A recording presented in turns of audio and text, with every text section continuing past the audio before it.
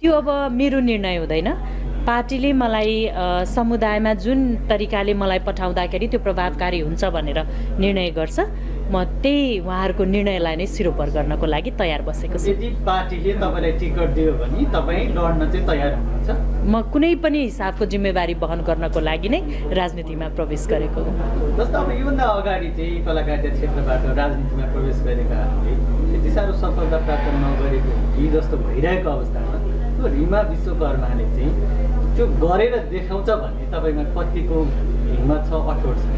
त्यो त तपाईँहरूले मैले हालसम्म मेरो कलाकारिता जगतमा देखाएको इमान्दारिता, क्रियाशीलताको आधारमा पनि अन्दाज लगाउन सक्नुहुन्छ। पहिलो कुरा त हामीले यो सबैलाई दोषी चस्माले हेर्न छोडिदिउँ। सबैको व्यक्तिगत यात्रा हुन्छ होइन, जर्नी भनेको इन्डिभिजुअल हुन्छ।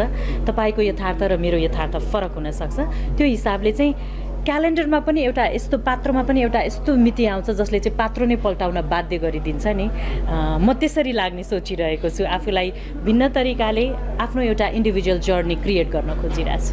अब यदि भने जस्तो छिट्टै सफलता प्राप्त गरेन भने पनि तपाईँ राजनीतिमै रहिरहनुहुन्छ कि होइन फेरि अरूले जस्तै यो छोडेर जानुहुन्छ? राजनीति भनेको क्षणिक जिम्मेवारी होइन। राजनीति भनेको जीवनभरको लागि गरिने एउटा कमिटमेन्ट हो कि मेरो दक्षता, मेरो योग्यतालाई म देशको हितको लागि र समुदायको हितको लागि लगाउँछु भनेर दीर्घकालीन गरिने एउटा प्रतिबद्धता हो। सो त्यो कारणले गर्दाखेरि म आएँ, अब फेरि सोचे जस्तो सफलता हासिल हो, यो फिल्म फ्लप र हिट भए जस्तो होइन। यो चाहिँ लाइफ लङ कमिटमेन्ट भएका कारणले गर्दाखेरि म अबको मेरो बाँकी जिन्दगी, मेरो बाँकीको समय देश र जनताको हितमा समर्पित गर्नको लागि पूर्ण तयारीका साथ आइपरेको छु।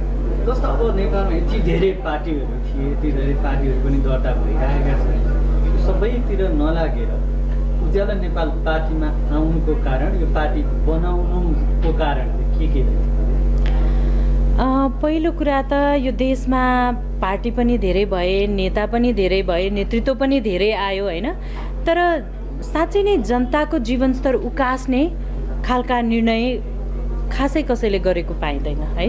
अहिलेको लागि चाहिँ मैले ठुला गर्ने, राम्रो भाषण गर्ने भन्दा पनि परिणाममुखी काम कसले गर्नुभएको छ, त्यो योग्यता, त्यो दक्षता कसमा छ, त्यो हेरेको आधारमा चाहिँ म उज्यालो नेपालमा आइपुगेको हो। खासमा साँच्चै भन्ने हो भने पछिल्लो चरणमा देश जुन सङ्कटकालीन अवस्थाबाट गुज्रिरहेको छ, यो देशलाई आर्थिक हिसाबले समृद्ध बनाउन सक्ने, यो देशमा एउटा सहिष्णुता मेन्टेन गर्न सक्ने नेतृत्व नै मैले कुलमान सर मात्रै देखेको छु।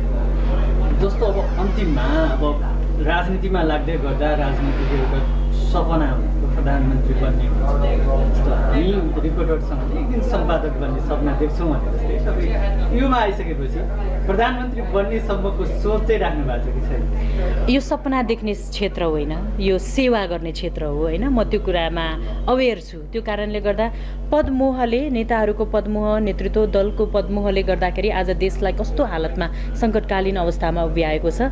हामी नयाँ आउने, नयाँ ऊर्जा लिएर आउने, नयाँ समाधान खोज्नुपर्छ भनेर विश्वास लिएर आउने नयाँ नेतृत्वहरूले पनि त्यही मोह देखायो भने त परिवर्तन त सम्भव हुँदैन नि त। सो अहिलेको लागि चाहिँ म मेरो योग्यता, मेरो दक्षता कसरी देशको हितमा लगाउन सकिन्छ, समुदायको उद्धारमा लगाउन सकिन्छ त्यसमा केन्द्रित छु। भोलिको दिनमा मैले देखाउने इमान्दारिता, मैले देखाउने कामले म कहाँ पुग्नुपर्छ र मैले के डिजर्भ गर्छु भन्ने कुरा त जनताले डिसाइड गरिहाल्नुहुन्छ। जाँदै अब तपाईँ कलाकारिता क्षेत्रको भएको कारणले गर्दा यो पार्टीमा यो फिल्डका मान्छेहरू आउने सम्भावना कतिको, कोसँग चाहिँ कुराकानी भइरहेछ, को आउने सम्भावना? यो चाहिँ म कसरी लिन्छु भने अरू पेसामा भएका साथीहरूभन्दा कलाकारितामा रहेका साथीहरूलाई चाहिँ राजनीतिसँग छिट्टै लगाव भइहाल्ने, इजी एक्सेस जस्तो देखिनुको एउटा कारण के पनि हो भने हामी अलरेडी जनतासम्म पुग्ने र जनताको कुरा सुन्न सक्ने प्लेटफर्ममा उभिएका छौँ।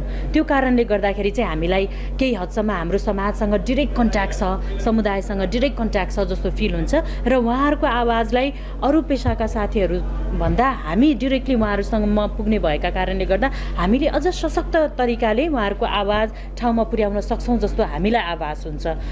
त्यो कारणले गर्दा अरू साथीहरू, हाम्रै क्षेत्रका साथीहरू आउनुहुन्छ भने पनि म त्यसलाई एकदमै सकारात्मक रूपमा लिन्छु कि उहाँले पनि मलाई जुन जिम्मेवारी बोध भयो उहाँले पनि त्यो जिम्मेवारी बोध गर्नुभयो र टाइममा गर्नुभयो भन्ने मान्नेछु म चाहिँ। ल्याउने कोसिस चाहिँ तपाईँले गर्नुभएको छ छ कि छैन तपाईँको क्षेत्रको मान्छेहरूलाई पार्टीमा तान्ने? यो राजनीतिमा चाहिँ कस्तो हुन्छ भने राजनीतिमा आउनु भनेर बोलाउने होइन कि तपाईँमा सेवाको भाव जाग्न जरुरी छ पहिलो कुरा चाहिँ होइन। लाउनु है तपाईँ लाग्नुपर्छ भनेर होइन। देशलाई कसरी सेवा गर्ने तपाईँ डिरेक्टली इन्भल्भ भएर गर्न चाहनुहुन्छ कि आफ्नै पेसामा रहेर गर्न चाहनुहुन्छ त्यो तपाईँको बिल्कुल इन्डिभिजुअल व्यक्तिगत डिसिजन हुन्छ। त्यस कारणले गर्दा म आह्वान त मेरो क्षेत्रका साथीहरूलाई मात्र होइन समग्र देशवासी समग्र पत्रकार साथीहरू यो त्यो अब अहिले पनि हामीले यो जिम्मेवारी बोध गरेनौँ भने त it is now or never के हामी त्यस्तो ठाउँमा उभिएका छौँ। त्यस कारणले गर्दा म कलाकार साथीहरूलाई मेरो क्षेत्रको साथीहरूलाई मात्र होइन समग्र देशवासीलाई समग्र हाम्रो पत्रकार साथीहरूलाई चाहिँ